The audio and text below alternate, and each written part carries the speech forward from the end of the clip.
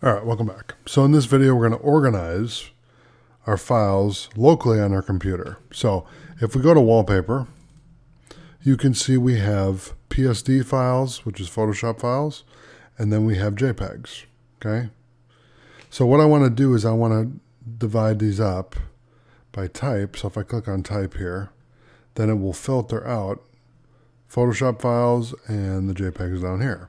So what I want to do is I want to create two new folders. So we're going to right click and do new. Right click, do new, and then do folder, and we're going to do 01 Photoshop files. Okay.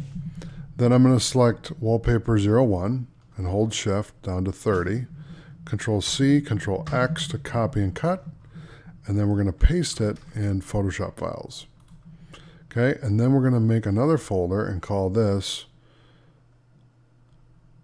02 JPEG. Okay, so then we'll grab 01 to 30, Control C, Control X to cut and copy, and then Control V to paste.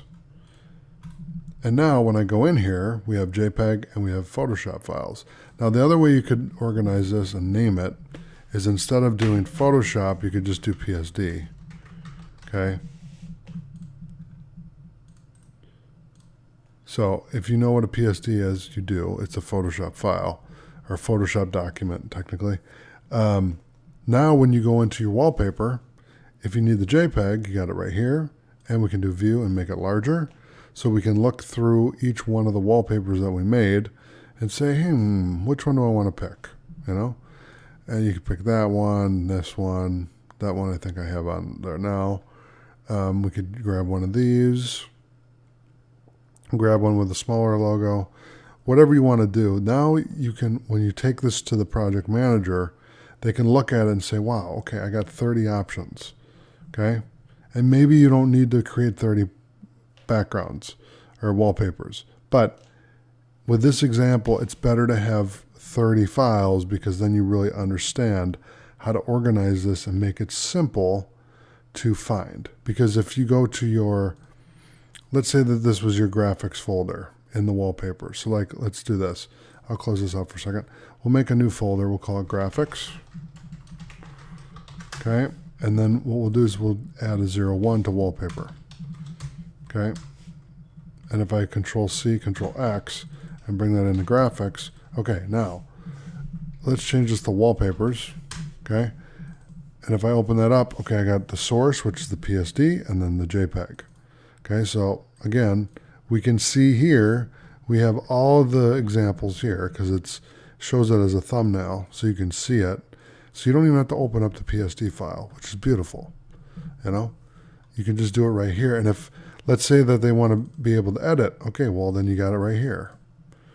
Okay, so we can open one up, and when it opens up, then you're going to see it has the LearnTech Plus logo right here, and then it has the background. So if you needed to change that, you could grab another background, bring it in here, and then change it, and then save it to wallpaper-31 or whatever you want to call it. You know, like I said, you don't have to use wallpaper-01, 02, 03. You could do wallpaper-blue, wallpaper-dark blue, green, lime green, purple, etc. However you want to do it, however it makes sense to you so that you can easily find the files, that's what's important.